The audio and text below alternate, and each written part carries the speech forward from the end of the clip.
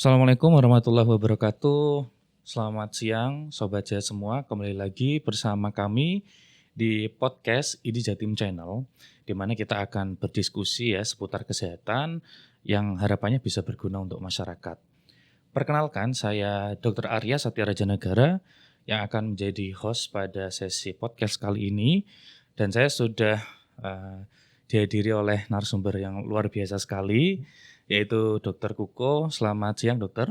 Selamat siang, Dr. Arya. Bagaimana kabarnya, Dok? Alhamdulillah. Baik, Dr. Arya sehat-sehat semua? Sehat. Alhamdulillah. Ini kabar-kabarnya habis dari rumah sakit ya, Dok, ya langsung ke sini. Ya, jadi luar biasa sekali Dr. Kuko ini, kesibukannya juga cukup padat. Mungkin habis podcast juga ada kegiatan lagi. Jadi alhamdulillah beliau bisa menyempatkan waktu untuk sharing kepada kita semua ya.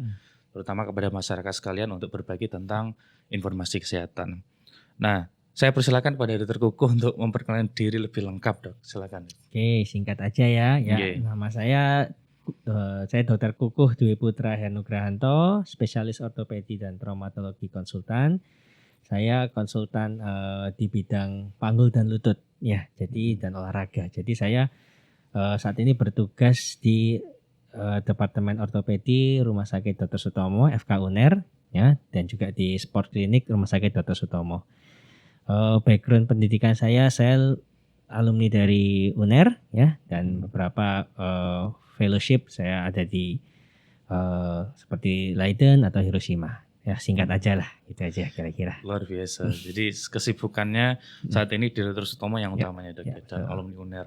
Nah, ini Dr. Kuko ini juga karena kita kebetulan sama-sama dari UNER, jadi Dr. Kuko ini salah satu dosen saya dulu yang mengajar di Departemen Ortopedi Traumatologi. Ya, jadi kita pada sesi kali ini kita akan membahas satu topik yang ini itu pasti akan sangat sering dibicarakan oleh masyarakat, Dokter, karena hubungannya dengan lifestyle, yaitu olahraga.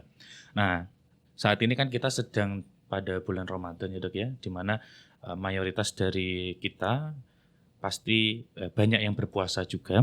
Nah, jadi kita akan membahas tentang olahraga yang bijak dan aman saat berpuasa. Nah, kebetulan sudah ada expertise-nya di sini. Nah, langsung aja, Dok.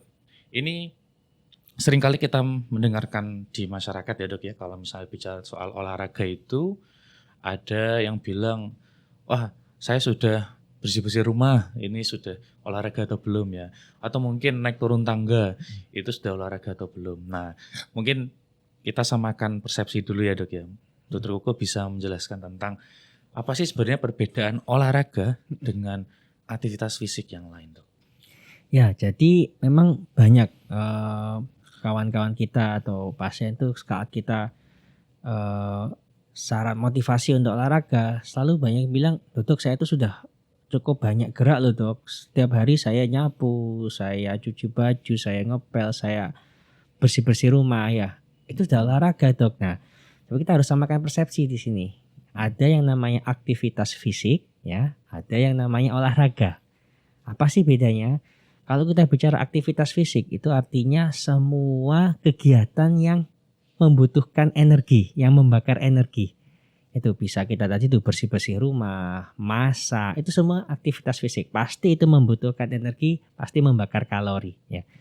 Tapi apakah itu sudah disebut olahraga? Belum.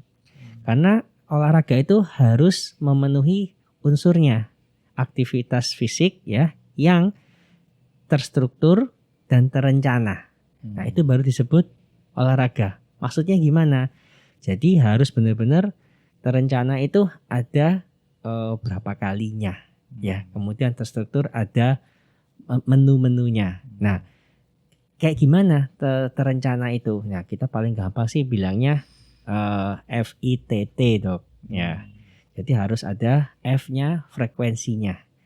Jadi berapa kali sih rutin seminggu ya? 3 kali, 5 kali itu ada. Kemudian I-nya, intensitasnya. Ya, kalau kita aktivitas fisik seru di rumah bersih-bersih atau menyapu, kita nggak bisa mengukur intensitas.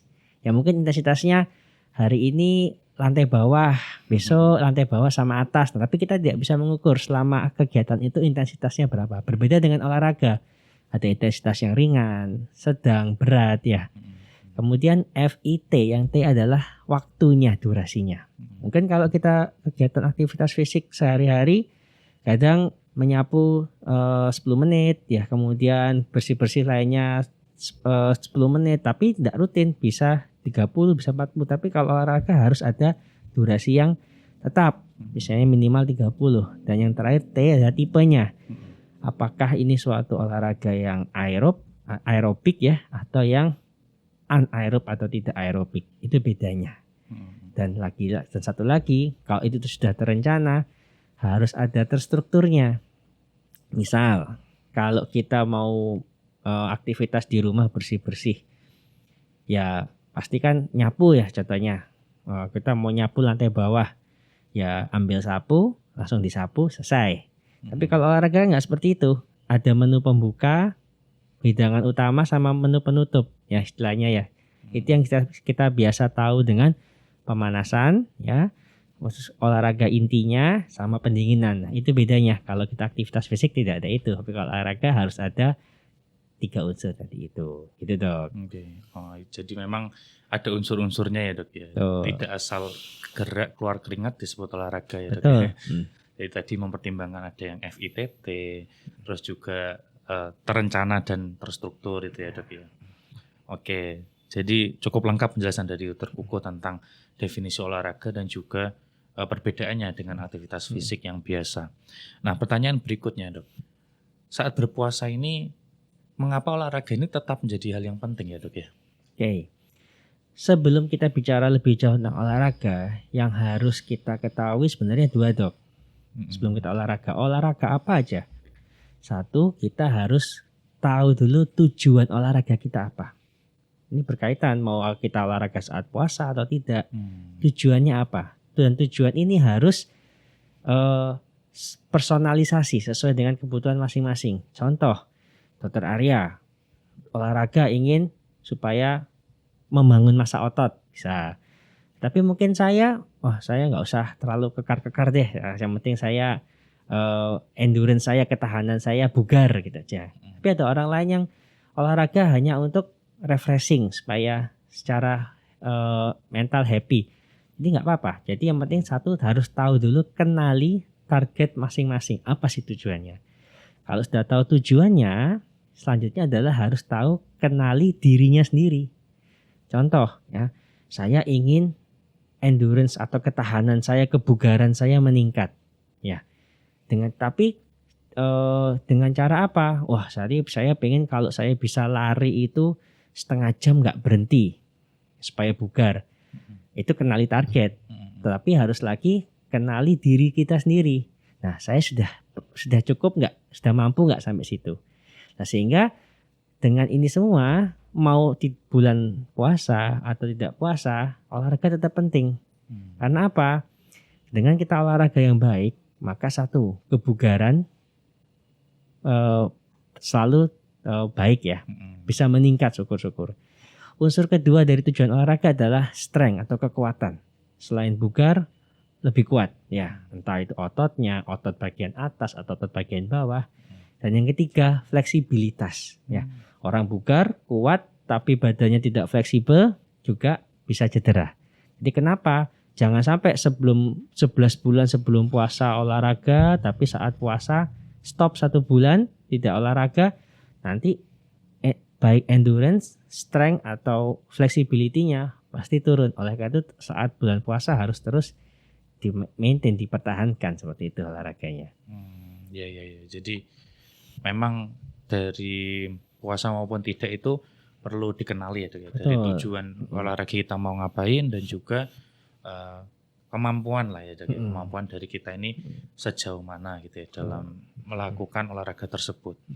Nah, berarti kalau misalnya saat puasa-puasa gini, menurut Dr. Kuko ya, Dok ya, jenis olahraga apa yang cocok ya, Dok ya, untuk dilakukan gitu ya, Dok ya? Betul. Ya. Kembali lagi, banyak yang tanya gini, Dok, saya biasanya rutin nge-gym, saya biasanya rutin jogging. Ini kalau olahraga, saya olahraganya gimana, Dok? Apakah harus ganti olahraga atau harus libur dulu? Nah, selalu saya kembalikan lagi. Tadi itu 2. Tujuannya apa olahraga? Dan kondisi tubuhnya seperti apa? Maksudnya gimana dok? Nah misalnya gini, saya ingin olahraga untuk menguatkan otot. Ya, itu akan berbeda jenisnya dengan orang yang ingin olahraga supaya tetap bugar secara jantungnya, parunya. Jadi kalau ditanya olahraga apa yang cocok selama bulan puasa, kembali lagi tergantung targetnya apa. Ada yang bilang, oh olahraganya jangan yang aerobik karena nanti berkeringat, dehidrasi. Kembali lagi, kalau dia selama ini terbiasa olahraga aerobik sudah baik, sebenarnya bukan larangan juga. Ya, ada yang bilang, oh harus dikurangi yang aerobik, diganti angkat beban. Boleh, tetapi kembali lagi, kalau memang itu tujuannya untuk meningkatkan kekuatan otot, massa otot, boleh. Dan kembali ke yang poin 2, kenali. Jangan sampai dia terbiasa misalnya pesepeda ya, suka goeser kan biasanya otot kaki bawah, kaki aja ya. Terus kemudian karena mungkin lihat di medsos atau dari temannya, oh stop dulu sepedaan, nge-gym atas. Dia ikut nge-gym, padahal selama ini dia belum dikuatkan atasnya. Dia belum mengenali kondisi kekuatan atasnya, langsung nge-gym, cedera. Jadi kalau olahraga apa yang harus dilakukan, silakan, semua olahraga baik. Ya, asal satu sesuai target individu masing-masing dan sesuai dengan kemampuan masing-masing. Tapi secara umum memang yang disarankan adalah olahraga yang aerobik. Dan aerobiknya seperti apa? Nanti kita bahas intensitasnya. Gitu. Jadi kembali pada prinsip yang pertanyaan kedua tadi ya, tentang targetnya untuk apa dan juga kemampuan atau kapasitas diri itu sudah sejauh mana, apakah sudah terbiasa dengan olahraga tersebut atau tidak. Tentu salah satunya adalah untuk mengurangi risiko cedera tadi ya. Ya, betul. Kalau tidak terbiasa, tiba-tiba langsung mencoba olahraga itu, apalagi dengan intensitas yang mungkin cukup berat itu, risiko cederanya ada ya dok ya. Betul. Nah ini bicara tentang olahraga juga ya Mas Yan. Ini kita bicara tentang durasi dok. Nah tadi memang Dr. Kuko sempat menjelaskan time gitu ya atau waktu. Tapi kira-kira idealnya dok, mungkin dari satuan jam atau menit, kira-kira olahraga itu berapa lama sih idealnya? Dan saat berpuasa itu kira-kira kapan waktu yang tepat? Oke, jadi kalau kita bilang idealnya dalam 1 minggu ya, kita pakai patokan yang banyak dipakai itu yang dikeluarkan oleh ACSM ya, American College of Sport Medicine. Jadi para ahli sport kedokteran olahraga sana membuat kesepakatan bahwa disarankan, direkomendasikan untuk tadi itu menjaga endurance ya, kebugaran, kekuatan dan fleksibilitas, maka disarankan olahraga 2 komponen. Ya, kan 1 minggu ada 7 hari tuh. Ya. Disarankan 150 menit per minggu untuk olahraga aerobik intensitas sedang. Jadi kalau kita bagi 5 hari, kira-kira 30 menit sehari. Oke. Ya. Sisa 2 harinya apa? 2 harinya adalah strength training, seperti angkat beban atau push up atau apapun yang untuk kekuatan otot. Itu yang direkomendasikan. Jadi 2 hari strength training dan sisanya 5 hari masing-masing 30 menit olahraga aerobik intensitas sedang. Nah, yang saya sempat singgung tuh, intensitas tuh kayak gimana sih maksudnya? Ya, ini dok. Jadi intensitas sedang itu atau intensitas ringan itu harus kembali lagi dikenali oleh diri kita. Ya, gimana cara taunya? Itu kita harus tahu dulu detak jantung kita yang maksimal berapa. Karena jantung ini kan ada kapasitas maksimalnya. Kita tidak boleh lebih dari itu karena justru akan berbahaya. Ya, cara mudah mengukurnya ya, cara mudah rumusnya adalah kita tahu kan umur kita. Nah, Dokter Arya umurnya berapa? Saya 25 dok. 25, oke. Saya kira kok masih kayak 17 tahun, masih muda, awet muda ya. Jadi umur 25. Nah, 25. Rumusnya adalah 220 dikurangi usia. Berarti kalau 220 dikurangi 25 sekitar 195. Jadi itu adalah heart rate atau detak jantung maksimal Dokter Arya, 195. Tidak boleh lebih dari itu kalau olahraga.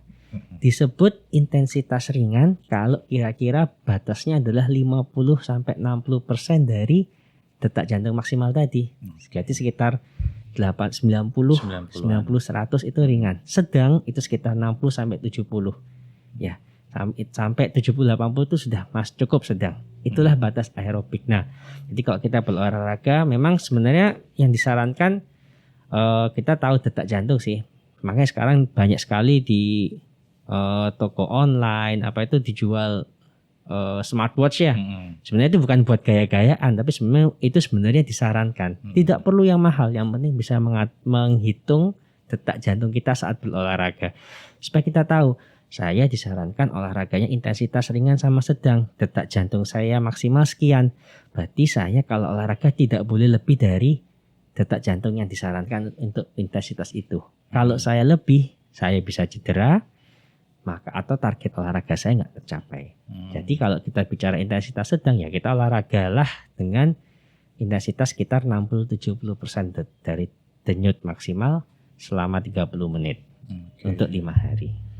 Gitu. Itu berlaku untuk aerobik dan strength training juga ya? Betul, aerobik itu kalau masih sedang. Kalau lebih dari sedang, berat itu sudah mulai anaerobik. Nah, jadi itu yang sudah mendekati 80-90% denyut maksimal itu sudah mulai anaerobik. Itu kalau tidak dilatih awal langsung ke yang sana biasanya cedera. Jadi yang disarankan terutama di bulan puasa itu cukup yang ringan atau sedang. Tadi tuh 60% aja cukup. Yang penting konsisten. Betul.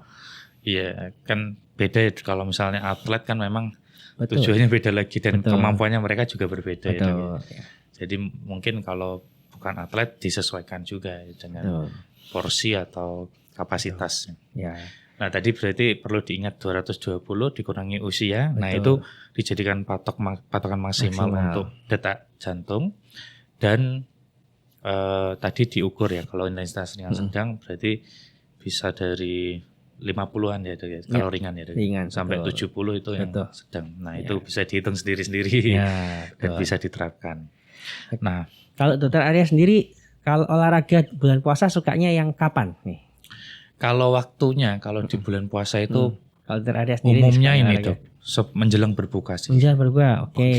Soalnya kan kalau misalnya habis aktivitas di jam segitu terus misalnya nih Dok, kan capek ya Dok ya, sudah merasa haus kan, kalau menjelang berbuka kita nggak perlu nunggu lama-lama, sudah bisa berbuka minum kalau udah waktunya. Itu kalau saya Dok.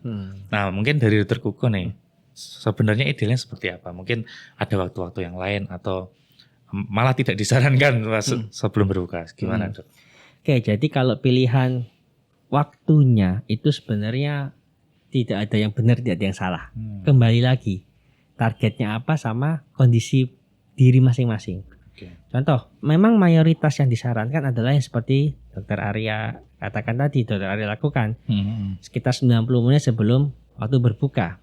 Karena itu kondisi yang paling mendekati waktu berbuka, sehingga setelah olahraga tidak terlalu lama dengan waktu berbuka, sehingga bisa langsung menggantikan cairan yang hilang, menggantikan energi yang hilang. Dan waktu yang ini juga paling disarankan untuk olahraga yang kembali lagi nomor satu tadi ya target ya. Targetnya untuk menurunkan berat badan.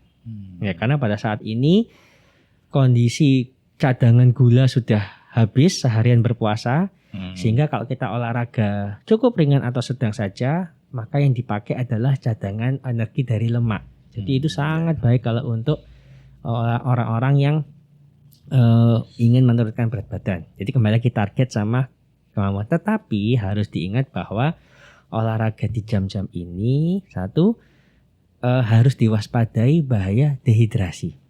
Karena itu udah jam-jam istilahnya injury time, cadangan cairan kita juga sudah paling rendah.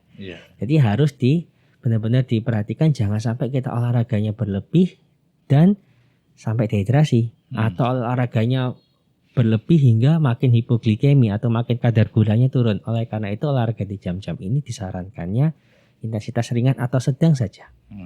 Atau lebih amannya lagi di jam-jam ini kita kurangi 15 menit dari biasanya kita olahraga. Contoh, kita biasa goes 60 menit, kurangi jadi 40 menit ya. Kita biasa lari jogging 30 menit, bisa kurangi 15 menit. Karena apa? apa sih bahayanya kalau kita maksa? Memang kuat nih, wah kita kuat nih bisa. Tapi justru olahraga yang melebihi batas dari kemampuan tubuh itu malah menurunkan kekebalan tubuh. Nah, jadi karena apa? Setelah olahraga kan sel-sel tubuh harus diperbaiki, diganti.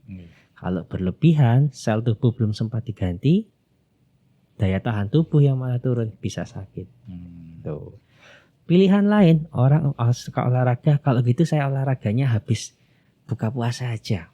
Enak, sudah segar, sudah gulanya sudah tinggi ya, energinya sudah itu. Boleh juga. Itu biasanya olahraga-olahraga yang membutuhkan intensitas yang lebih tinggi. Silahkan.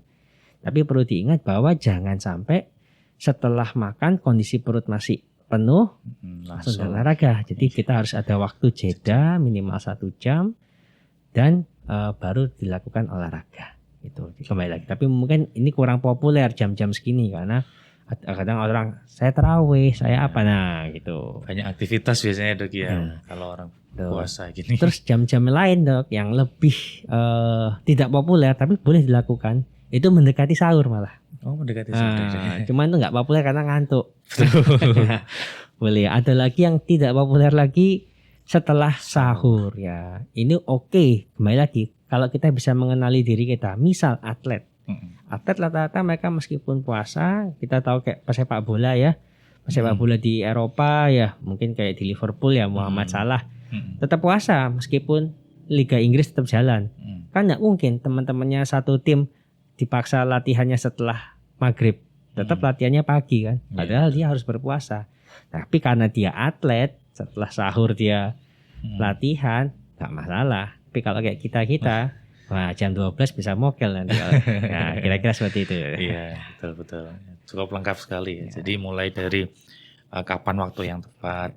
Memang disesuaikan ya Dok ya. Tapi memang yang tadi ya, yang umum disarankan yang menjelang berbuka tadi ya 90 menit ya Dok ya. Dan juga perlu diperhatikan juga dari intensitasnya tadi dan juga salah satu tips yang disampaikan oleh Dr. Kuko tadi yaitu bisa mengurangi 15 menit ya dari durasi olahraga kita ketika tidak berpuasa.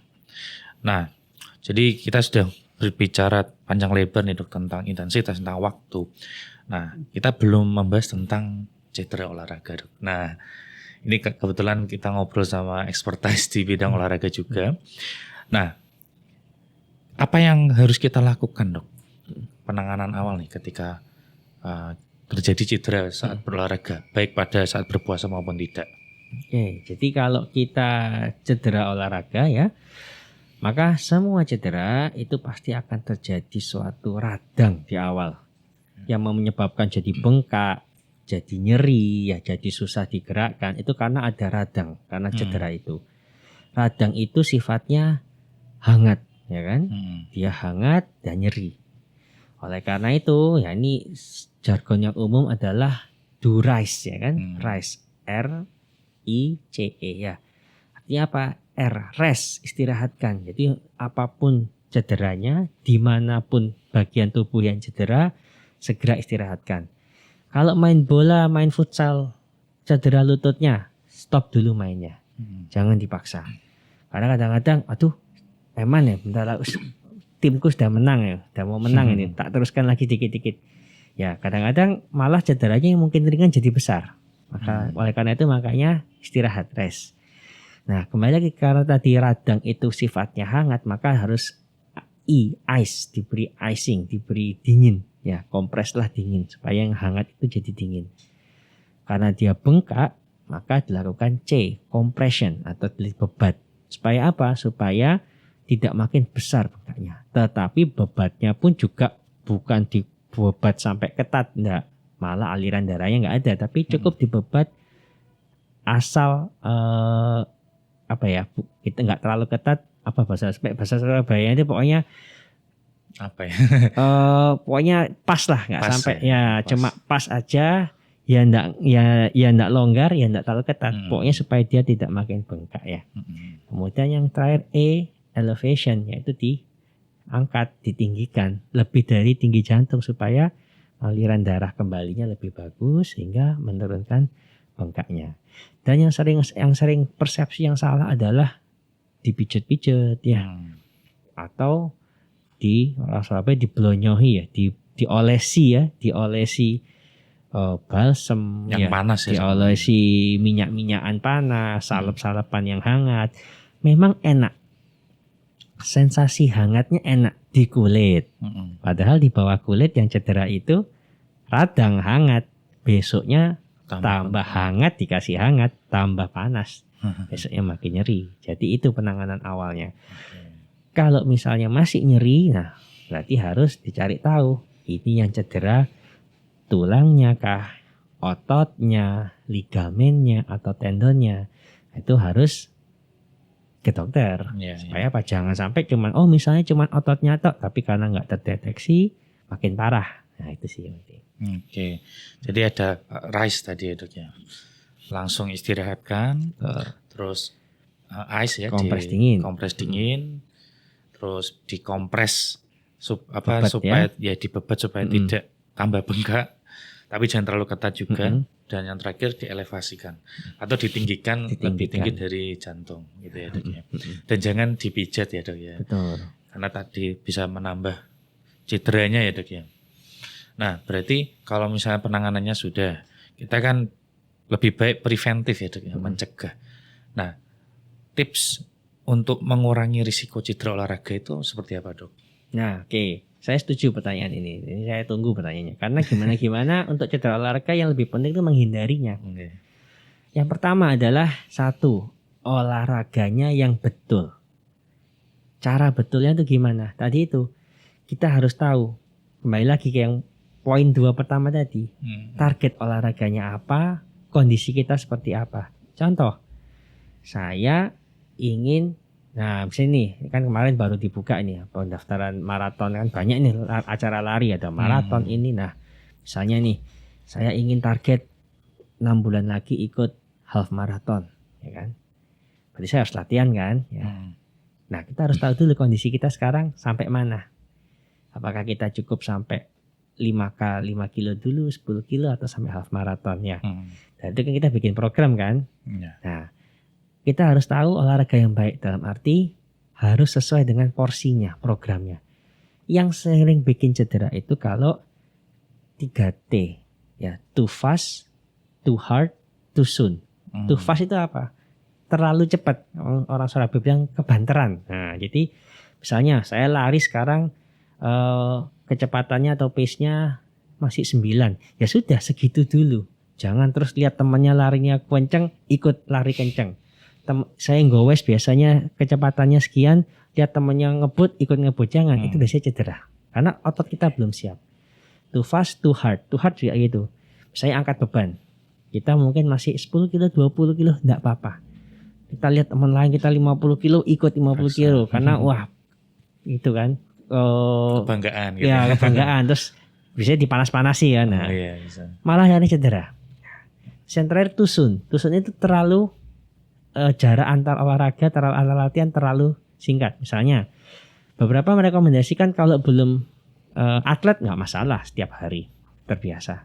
Kalau kita yang belum terbiasa disarankan ada hari istirahat. Hari ini olahraga, besok mungkin olahraga ringan untuk memberi kesempatan regenerasi ya, recovery, penyembuhan, olahraga lagi ya. Jadi ada istirahatnya. Yang sering bikin cedera itu kalau tusun. Hari ini olahraga atau pagi ini olahraga, sore nanti olahraga lagi, besok pagi. Nah, kita tidak memberikan kesempatan tubuh kita untuk memperbaiki. Jadi itu bisa cedera. Nah, kalau kita sudah tahu olahraga yang benar, ya sesuai dengan kapasitas dan progres kita, maka kita harus yang nomor 2 yang juga gak kalah penting, kita menggunakan alatnya yang betul. Ya, sering cedera itu karena alatnya yang tidak betul. Kita menggunakan sepatu yang salah. Misalnya untuk olahraga lari, kita menggunakan sepatu bukan lari misalnya. Terus atau enggak misalnya kita olahraga sepeda ya, sepedanya betul, cuman ketinggiannya tidak diatur, atau posisi kita saat bersepeda juga salah, itu juga bisa cedera. Jadi preventifnya itu kita bisa melakukan olahraga yang betul sesuai target dan kondisi tubuh kita, sama menggunakan alat yang betul. seperti itu. Termasuk kalau misalnya kayak fitness gitu ya, itu kan alat-alat juga Nah, cara pemakaian juga harus sesuai gitu. betul. Kadang-kadang kalau posisi tangannya aja salah, harusnya membuka dia menutup, nah itu pasti saat ngangkat bisa Risiko cedera itu betul. ya. Oke, jadi tadi sudah dijelaskan kalau misalnya menangani cedera ada RISE tadi ya. Tapi yang penting adalah mencegah ya dok ya. Mencegah cedera bisa dilakukan dengan menghindari yang tadi too fast, too hard sama too soon gitu ya. Jadi bicara tentang olahraga ini ternyata banyak ibaratnya itu melihat ke kemampuan diri ya dok ya. Betul. Jadi jangan mudah terpengaruh sama orang lain karena betul. kapasitas kita sama orang lain bisa jadi berbeda ya. Betul. Ya. Apalagi di era medsos ini, nah kita olahraga nih sudah biasa nih, lihat instastorynya teman, waduh lebih kencang lebih jauh, pace-nya lebih cepat nih, panas, besok mau kayak gitu cedera, jangan. Jadi kita olahraga nggak berlomba dengan orang, kita berlomba dengan diri sendiri. Betul. Tapi kalau memang pengen naik target itu tetap bisa ya dok, tapi perlahan ya dok. Betul. Progres tetap harus ya. Progres itu tetap harus ada dalam olahraga. Karena apa? Itu adalah yang bisa diukur. Karena salah satu keberhasilan kita melakukan olahraga kalau targetnya terukur, measurable. Dan itu harus ada progresnya. Hari ini saya cuma kuat lari 5 menit. Minggu depan kuat lari 10 menit. Itu harus ada progresnya. Jangan sampai 1 bulan 5 menit. Terus itu berarti artinya kita tidak ada progres. Dengan ada progres maka kita men-challenge ya. Kita memotivasi tubuh kita supaya meningkatkan kemampuan. Justru itu harus. Cuman jangan sampai berlebihan. Harusnya ibarat anak bayi itu melangkahnya satu langkah, jadi anak bayi langsung disuruh lari. Nah, betul. Yang penting tetap harus ada progres. Jadi tahu kapasitas diri, kalaupun pengen lebih baik ya, atau lebih cepat, lebih kuat, itu harus perlahan-lahan menyesuaikan dengan kemampuan diri gitu ya dok ya. Nah, nggak terasa dok, kita sudah 30 menitan nih ngobrol. Nggak terasa ya? Nggak terasa. Soalnya cukup lengkap juga nih informasi dari Dr. Kukom. Nah ini pertanyaan terakhir dok. Pesan untuk masyarakat semuanya tentang pentingnya olahraga dan juga menjaga keamanan dan juga bijak dalam berolahraga dari Dr. Kuko seperti apa? Oke. Memang ini topik kita di awal tentang olahraga di bulan puasa ya, tapi memang menarik untuk kita bahas secara umum, nggak cuma waktu puasa aja. Nah, pesan saya sebenarnya ini kalau kita lihat yang terjadi di masyarakat sebenarnya cukup baik. Ini adalah imbas positif dari pandemi kemarin. Mau tidak mau diakui bahwa memang keikutsertaan masyarakat yang mulai menggemari olahraga itu meningkat setelah pandemi. Jadi kesadaran hidup sehat itu meningkat setelah pandemi. Yang seperti itu harus dipertahankan. Jadi bagi yang sudah olahraga, pesan saya tetaplah terus di olahraga dan ditingkatkan. Yang belum olahraga, cobalah memulai. Ya, enggak usah banyak-banyak dulu. Hari ini 5 menit dulu. Yang besok 6 menit. Lusa 7 menit. Tidak perlu langsung banyak, tidak perlu langsung besar langkahnya, tapi yang penting konsisten. Pelan-pelan. Itu akan jauh lebih baik daripada 0 menit. Oke. Luar biasa sekali ya. Kita sudah mendapatkan banyak ilmu baru, informasi baru juga, dan juga tips-tips dari Dr. Kuko tentang olahraga, baik itu di saat berpuasa maupun secara umum ya saat tidak berpuasa. Dan kita berharap apa yang Dr. Kuko sampaikan ini bisa bermanfaat untuk kita semua ya, masyarakat Indonesia, dan harapannya kita menjadi pribadi yang memang rutin ya berolahraga, karena ini berhubungan dengan kesehatan tubuh kita juga ya dok ya. Nah karena sudah waktunya kita pamit undur diri dok, maka sekian podcast sesi kali ini. Jangan lupa subscribe, jangan lupa ditonton ya video ini dan juga edisi yang lainnya, dan jangan lupa di like ya, boleh banget untuk share. Saya Dr. Arya sebagai host pamit undur diri. Terima kasih, ketemu lagi di episode berikutnya. Saya tutup. Assalamualaikum warahmatullahi wabarakatuh.